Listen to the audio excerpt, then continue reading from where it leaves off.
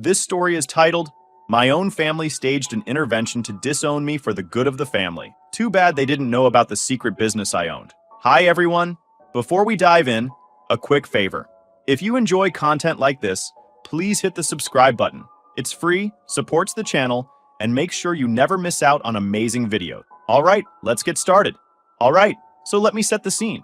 I'm Alex, the black sheep of my family. At least, that's what they've always called me. My family is all about appearances. We're talking a whole clan obsessed with shiny things, literally. My parents own a chain of jewelry store, the kind where rich people go to spend a year's worth of rent on something they'll wear twice. To them, jewelry isn't just business, it's their identity. And apparently, I'm the blemish that tarnishes their perfect image. It's not like I'm some deadbeat who spends my days playing video games in the basement. Far from it.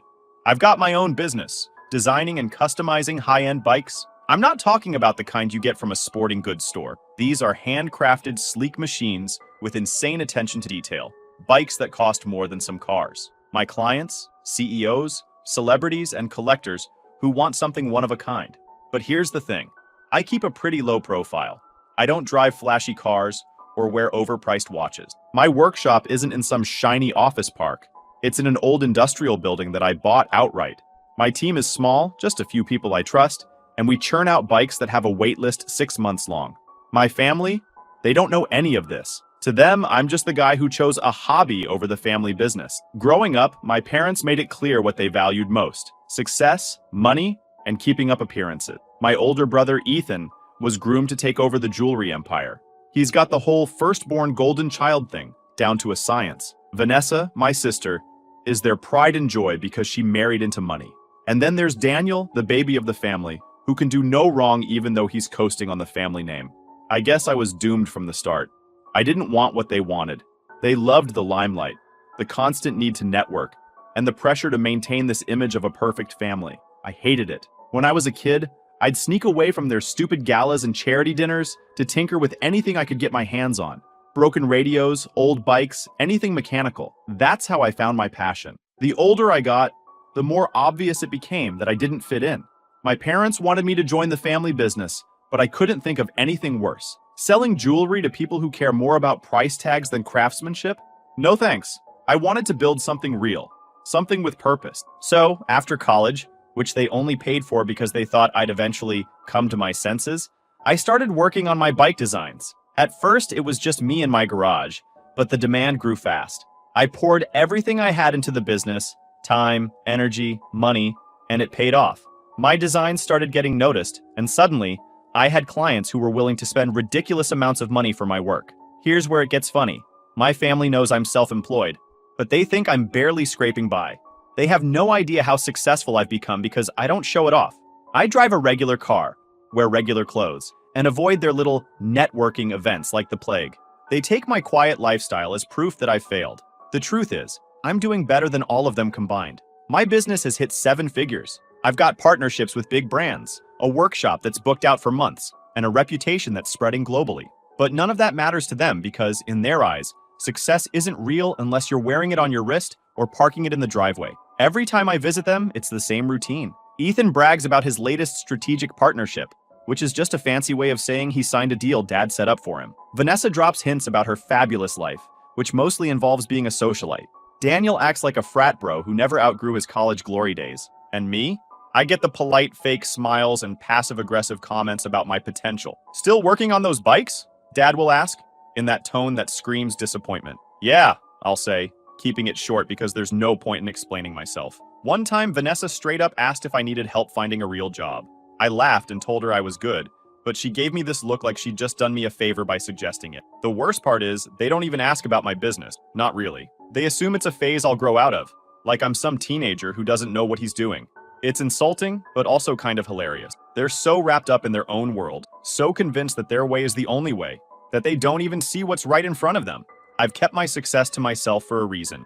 It's not that I'm hiding it. I just don't feel the need to prove anything. My work speaks for itself, and the people who matter know the truth. My clients respect what I do, my team is incredible, and I've built something I'm genuinely proud of. I don't need their validation, and I definitely don't need their approval. But the thing is, they're not content to let me live my life. They'd been dropping hints, subtle comments about how my choices reflect on the family. Apparently, not being a part of the jewelry business is some kind of betrayal. They act like I owe them something, like I'm letting them down by not falling in line.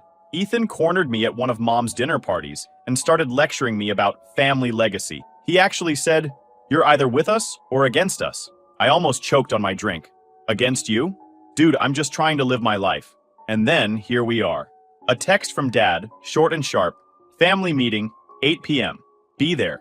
So I showed up to the family meeting fully prepared for some sort of lecture, maybe even an argument. I wasn't prepared for the circus that was waiting for me. The moment I walked into the house, I could feel the tension in the air. It was like stepping onto a stage where the script had already been written, and I was the only one who hadn't read it. My dad opened the door and gave me this disapproving once-over, like he was already annoyed that I existed. He didn't even say hello. Instead, he just muttered, "You're late," and stepped aside to let me in. Now, for context, my dad's definition of late is anything less than 10 minutes early. So, yeah, I was technically on time. But to him, I might as well have been an hour behind schedule. I didn't bother arguing. There was no point. I just shrugged and walked in. The house looked exactly the same as it always did. Spotless, expensive, and completely soulless. Everything about it screamed, "Look how much money we have."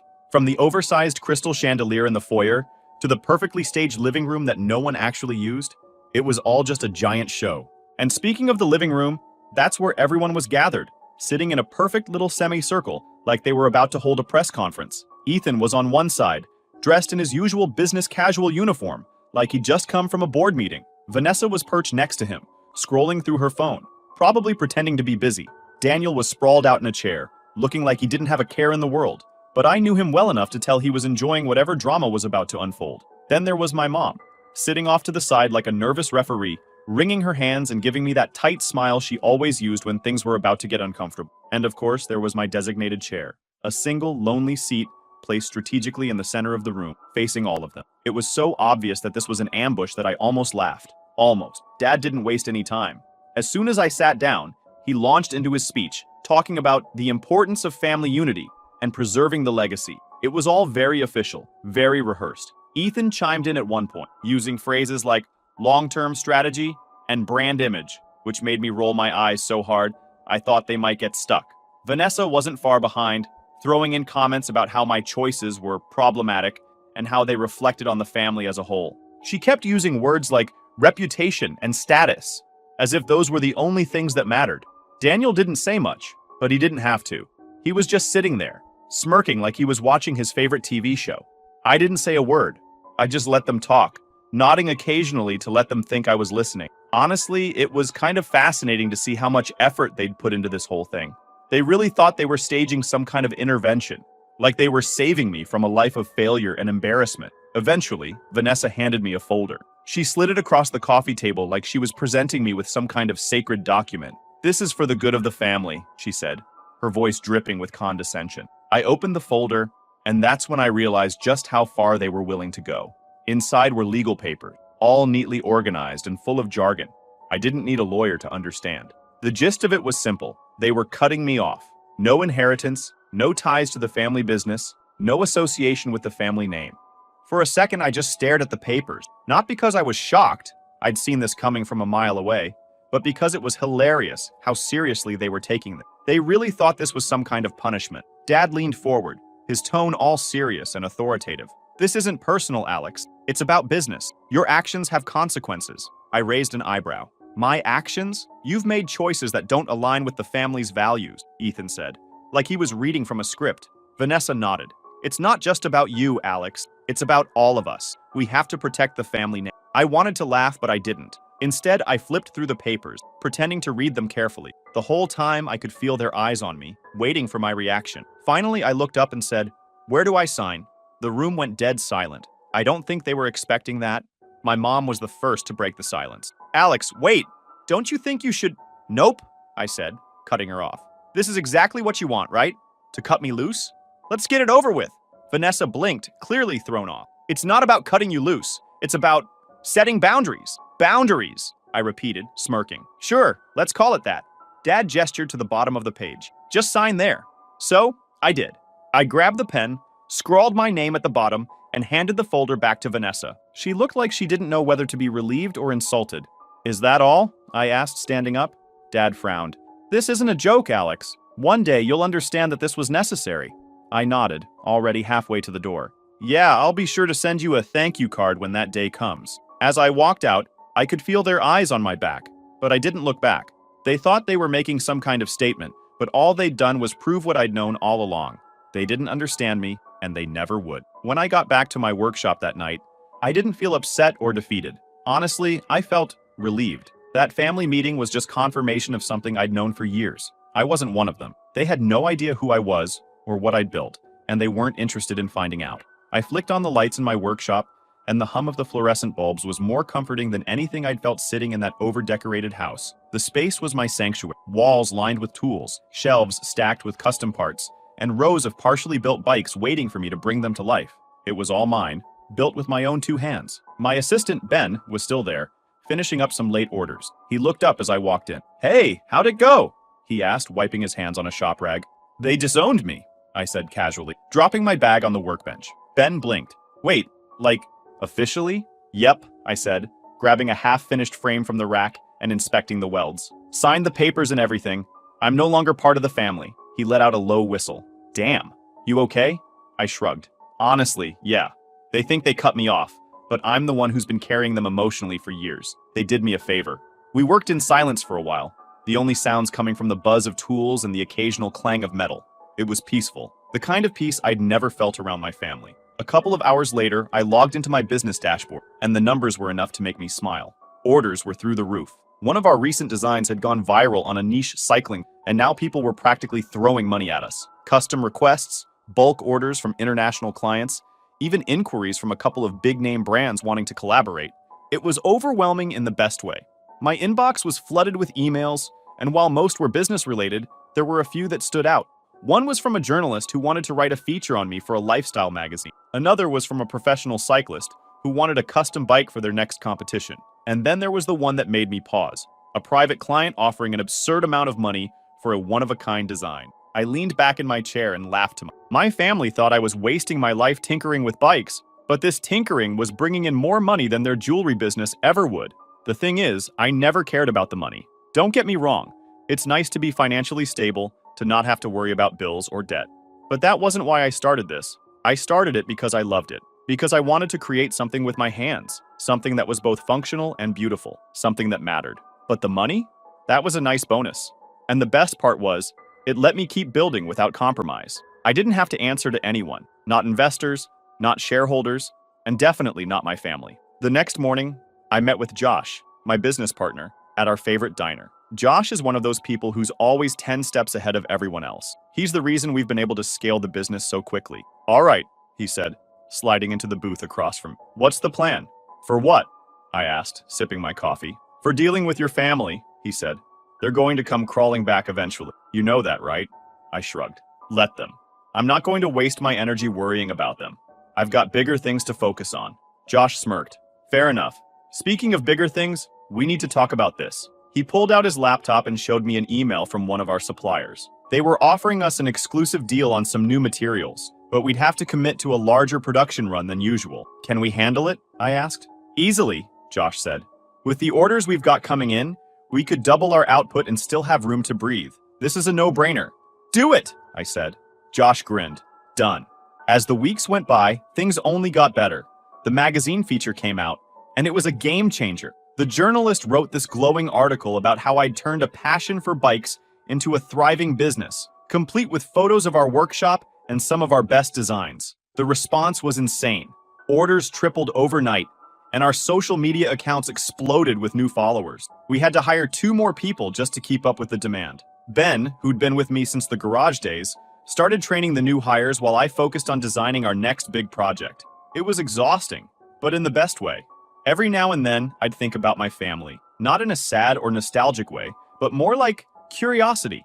I wondered if they'd seen the article or heard about the business. Part of me wanted them to know, just to see the looks on their face, but another part of me didn't care.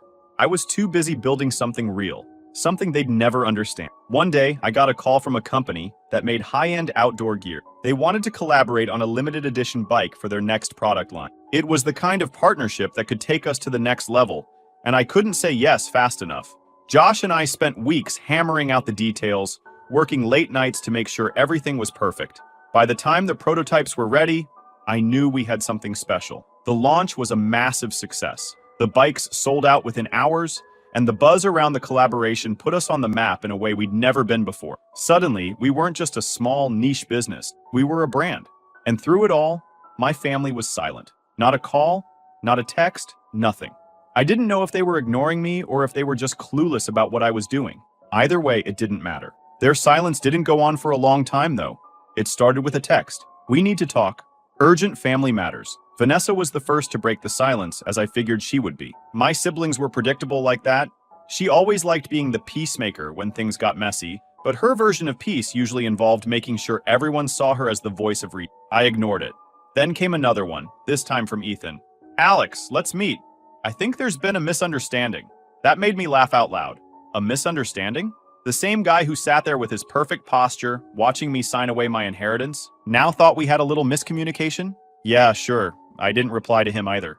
The texts kept rolling in over the next few days, each one more desperate than the last. Daniel's finally showed up too, though his was just as lazy as he was. "Yo, you around? Stuff's happening." Real poetic, that one.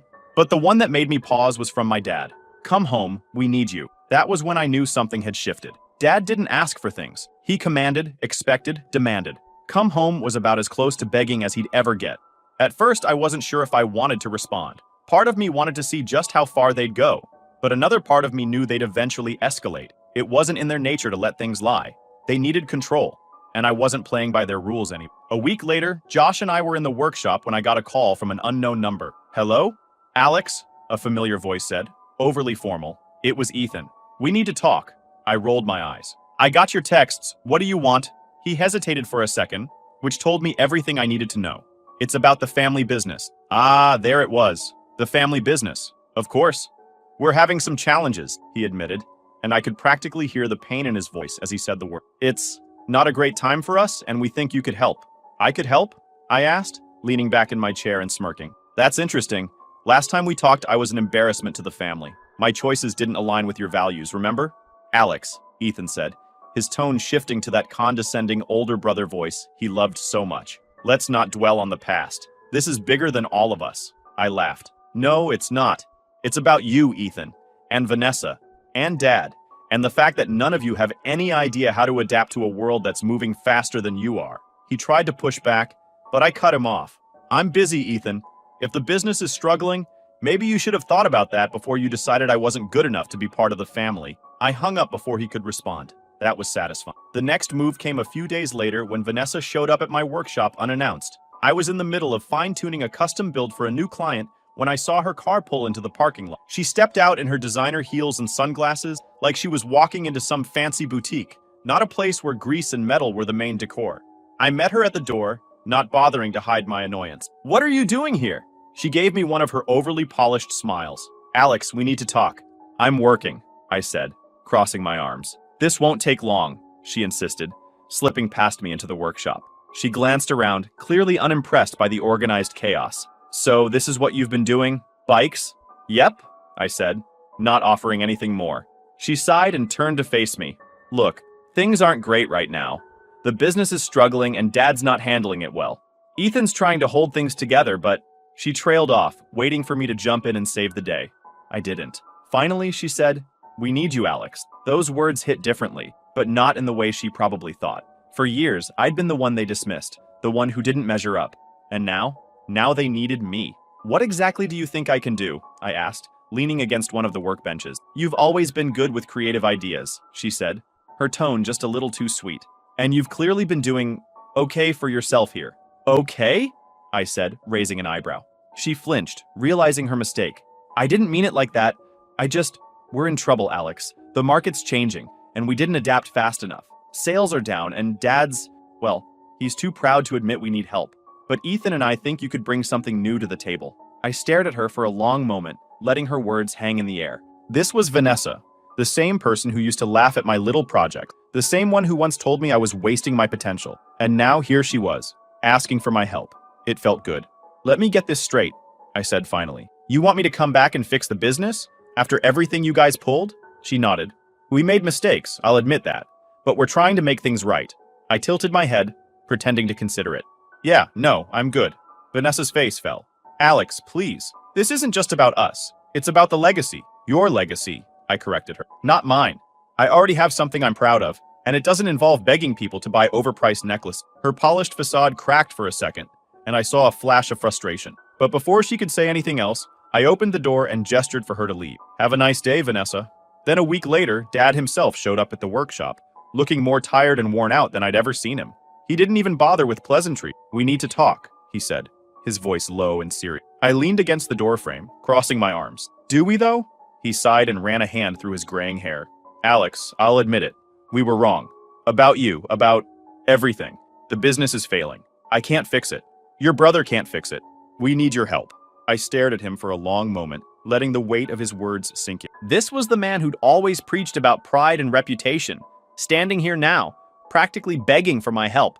I'll think about it, I said, finally stepping aside to let him in. And that was the moment I realized the tables had completely turned. When I told my dad I'd think about it, I wasn't planning to let them off the hook. If they wanted me to save the family business, they were going to have to sweat for it. For once in their lives, they needed to understand what it felt like to not hold all the cards. The next few days, I let them stew. No calls, no texts, nothing. I wasn't ignoring them to be petty. Okay, maybe just a little. I wanted them to realize that they weren't in control anymore. They'd disowned me like it was nothing. And now here they were, circling back, desperate to get me on board. I wasn't going to make it easy. Josh, of course, thought the whole thing was hilarious. So, let me get this straight, he said, leaning against the workbench while I fine-tuned a frame. They need you to save their business, but they haven't apologized, and they definitely haven't admitted how much they screwed up? Pretty much, I said, smirking. And you're just letting them twist in the wind? I shrugged. Feels fair. Josh laughed. Man, I wish I had your patience. I'd be rubbing it in their faces every chance I got. Oh, don't worry, I said. They'll get what's coming. But it's not going to be on their terms. A few days later, Vanessa called again. This time, I picked up. Alex, she said, sounding overly cheerful. Thanks for finally answering. I was starting to think you were avoiding us. I ignored the bait. What do you want? She hesitated, and I could tell she was trying to figure out how to phrase whatever plea she was about to make. I wanted to check in, see if you've given any more thought to, helping out with the family business. I've thought about it, I said. And I have a few conditions. She was quiet for a moment. Okay, what kind of conditions? I want full control, I said, enjoying the moment. Here's the deal. I'll take over the business. You'll stay on as employees. No titles, no power, just workers. You'll answer to me. Vanessa practically choked. Wait, full control? Alex, that's non-negotiable. I cut her off. If you don't like it, find someone else to fix your mess. She sputtered for a bit, trying to argue, but I stayed firm. Eventually, she said she'd talk to Dad and Ethan and get back to me. The next day, my dad showed up at the workshop again. He looked more put together this time, but the desperation in his eyes was still there. Vanessa told me about your conditions, he said as soon as he walked in. And? He sighed. It's a big ask, Alex. You're asking us to hand over the company that your mother and I built from the ground up. I leaned against the workbench and crossed my arms. No, I'm asking you to hand over the company that's failing because none of you know how to adapt. If you want me to save it, you have to let me run it my way. Otherwise, what's the point? He didn't say anything for a long time. I could see the internal struggle on his face. Finally, he nodded. Fine. You can have full control. But there's one condition. Here we go, I muttered. I want you to keep the family name attached to the business, he said. It's all we have left. I thought about it for a moment. It wasn't an unreasonable request. And honestly, I didn't care about the name one way or the other. Deal, I said. The real fun began after the family begrudgingly signed off on me taking full control. I didn't waste any time diving in. If they thought this was going to be some slow, gentle transition where they could argue or second-guess my decisions, they were dead wrong. This wasn't a democracy, it was a dictatorship, and I was the one holding the reins. The first thing I did after getting in charge was dismantle their precious hierarchy. Ethan had been running operations like he was auditioning for a reality show about clueless executives. His idea of leadership was yelling at people when things went wrong and taking credit when things went right. That wasn't going to fly. I called a staff meeting at the main office. All the managers, department heads, and key employees were invited. My family showed up too, but they looked uncomfortable as hell, sitting off to the side like kids waiting for the principal to yell at them. All right, I started, standing at the head of the conference table. Let's get one thing straight. The old way of doing things is dead. From now on, this company runs on results, not nepotism. A few people glanced nervously at Ethan, who was glaring at me like I'd just insulted his entire existence. I pointed at the whiteboard behind me, where I'd outlined a clear strategy. We're streamlining everything. No more bloated budgets, no more unnecessary overhead, and no more outdated practices. If you have ideas, I want to hear them. If you've been stuck under layers of bureaucracy, that ends today. This is your chance to prove what you're capable of. One of the managers raised her hand. And what about the family? I smirked. They'll be held to the same standards as everyone else. No exception. Ethan scoffed, but I ignored him. Vanessa looked like she wanted to crawl under the table, and Daniel was half asleep. Classic. Next, I tackled the stores. Half of them were bleeding money because they hadn't been updated in decades. The displays were tired, the layouts were confusing, and the staff looked like they were just waiting for someone to put them out of their misery. I shut down the worst performing locations immediately. Some of the employees were upset, which I understood, but I made sure to offer severance packages and job placement assistance. This wasn't about punishing people.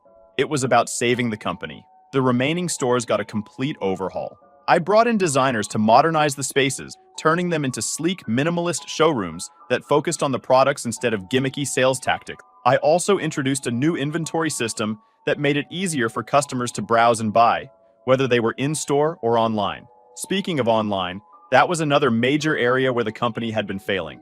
Their website looked like it was stuck in 2005, complete with clunky navigation and blurry photos. I scrapped the whole thing and hired a team of developers to build a new site from scratch. It was fast, user-friendly, and optimized for mobile. Within weeks of launching, online sales skyrocketed. Then came the product line. This was where I really put my stamp on things. For years, the company had been churning out the same old designs, gaudy, overpriced jewelry that catered to an aging clientele. It was fine for the older crowd, but it completely ignored younger customers who wanted something fresh and modern. I introduced a new collection focused on minimalist, sustainable designs. Think elegant pieces made from recycled materials, with a focus on craftsmanship and storytelling. Each piece came with a card explaining where the materials came from and how they were repurposed. It was a hit. People loved the idea of owning something unique that didn't come at the expense of the environment. At first, Vanessa hated the idea. She argued that it was too risky and not what our customers expect. But when the numbers started coming in, she had to admit I was right. Of course, not everything went smoothly. There were plenty of moments where I had to deal with pushback, mostly from my own family. Ethan in particular seemed determined to undermine me at every turn. He'd pull me aside after meetings and say things like, "Are you sure this is the right move? I mean, you're new to this level of management." I'd just smile and say, "You're welcome to step aside if you think you can't handle the changes." That usually shut him up. And Daniel, honestly, I didn't even know what he was doing half the time.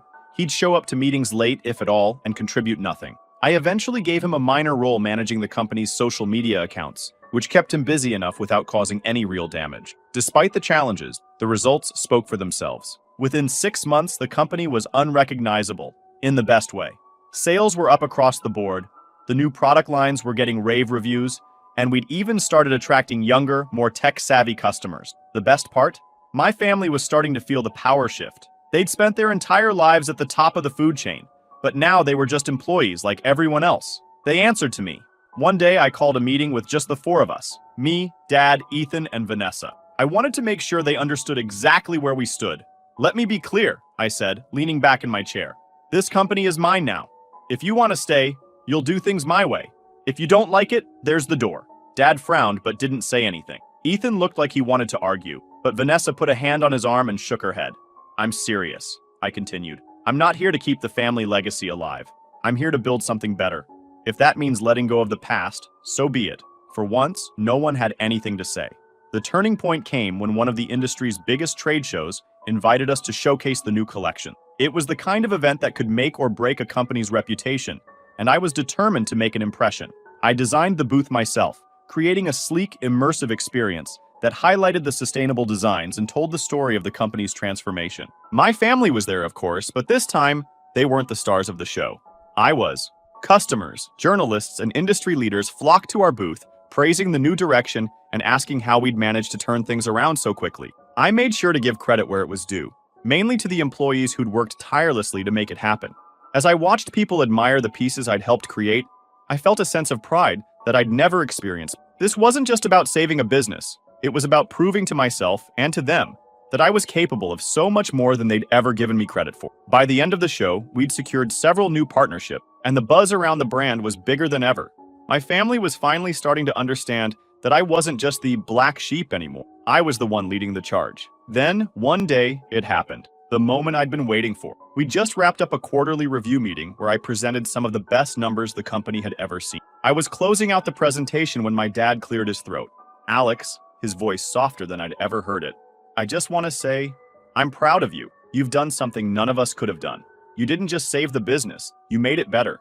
The room went silent. Even Ethan and Vanessa looked surprised. Thanks, I said, keeping my tone neutral. Vanessa chimed in. Dad's right. We should have seen your potential sooner. You've taken this company to places we never thought possible. Ethan nodded reluctantly. You proved us all wrong. I can admit that. It was a strange feeling, hearing them admit it out loud. We've been talking, Dad continued, glancing at the others. We'd like to fix things. Not just the business, but us, the family. There it was. The apology, the olive branch. I sat back in my chair, letting their words hang in the air for a moment. I appreciate that, I said, but let's be honest. You didn't want me in the family until I became useful to you. That's not something I can forget. Vanessa looked down, clearly uncomfortable, but she didn't argue. I'm not interested in pretending everything's fine. What we have now works. We're working together. That's it. I don't need anything more from you. Ethan frowned. Alex, come on. We're family. We made mistakes, but we're trying to make it right. You're trying to make it right because you have no choice, I said, keeping my tone calm. If this business had gone under, you wouldn't be here right now. Let's not rewrite history. Dad looked like he wanted to argue, but then he sighed and nodded. Fair enough. Here's the deal, I said, standing up and gathering my note. I'll keep running the business, and you'll keep doing your jobs. But outside of that, we're good where we are. No more pretending to be a happy family. We tried that, and it didn't work. The room was quiet as I left the meeting, but I didn't feel bad about it. I wasn't angry, and I wasn't bitter. I just knew where I stood, and I wasn't going to let them cross that line again.